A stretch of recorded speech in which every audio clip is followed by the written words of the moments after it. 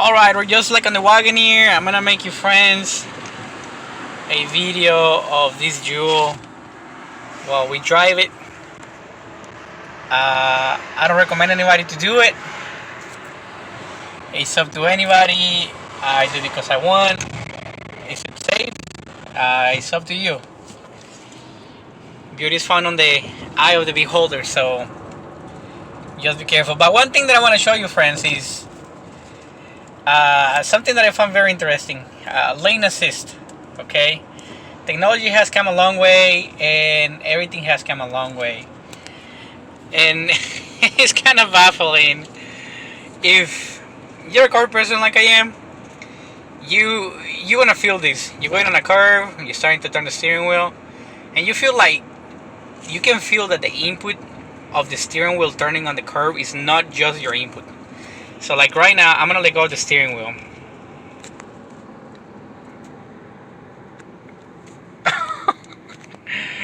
And the car starts doing weird things. Like I can feel in the brake and the gas pedal, because I'm one of those persons that always have the foot lane over the brake, um, and it just feels weird. Okay, let me see if I can put the steering wheel. There you go. And it just feels weird. Let me see if I can do it here. See that those inputs were not mine. That was the actual truck. And if you're gonna more moderate speed, 35, 40 miles an hour, you can actually feel the steering assist kicking in. You can really feel it correcting your angle, and you can even see it move if you're going not fast enough. But I'm saying, I will say more, if you're going, you see that as soon as another car got in front of me, the little green light came on with the car. I know for some of you all it's gonna be nothing, because some of you guys are uh, on the year 2030. So but me, I'm an old guy working a lot of old cars. I don't really like the new vehicles because I'm as cool like your grandpas and your grandmas.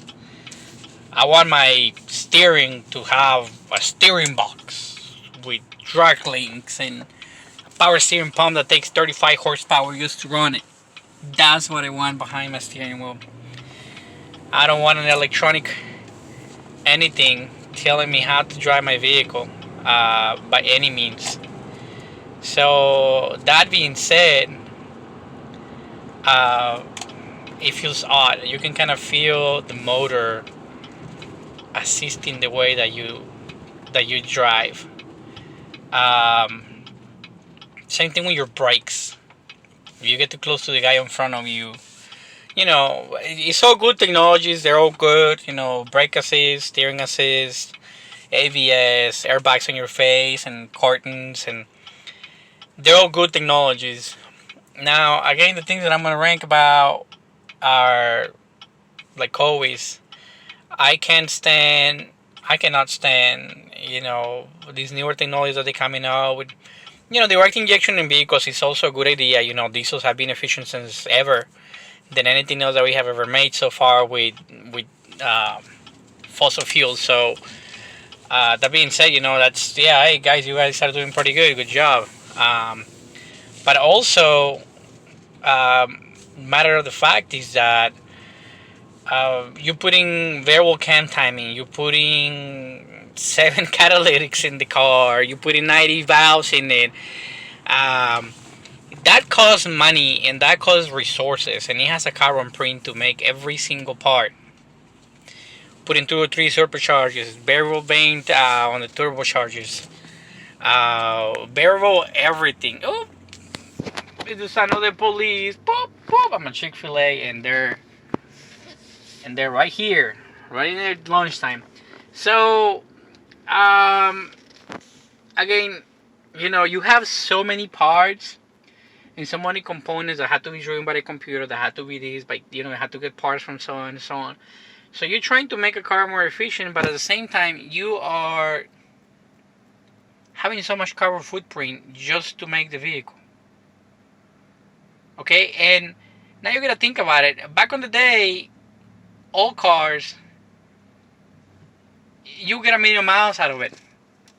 When the Japanese first came in and they say, nope, the car doesn't have to brake because it's complicated. The car has to last because it needs to be engineered properly. Oh, one more thing, right here while I'm at Chick-fil-A. When are we gonna get a decent camera? The pixelation on these things, I mean not the camera, but the actual display, the pixelation on this thing is so blurry. And they're always like these. They're always like these. I mean, I've been on customers' cars, $90,000 cars, Jaguar XKRs, your Audis and stuff, and they're all junk. They're all junk. They're all very blurry. They don't have clear image. Yeah, sometimes you need to know if what you see on the floor is a leaf or it's a tool that is gonna puncture your tire. You need to have that kind of clarity. And this thing, I mean, you don't even know what the heck, So anyway, and if it's raining stuff, forget about it.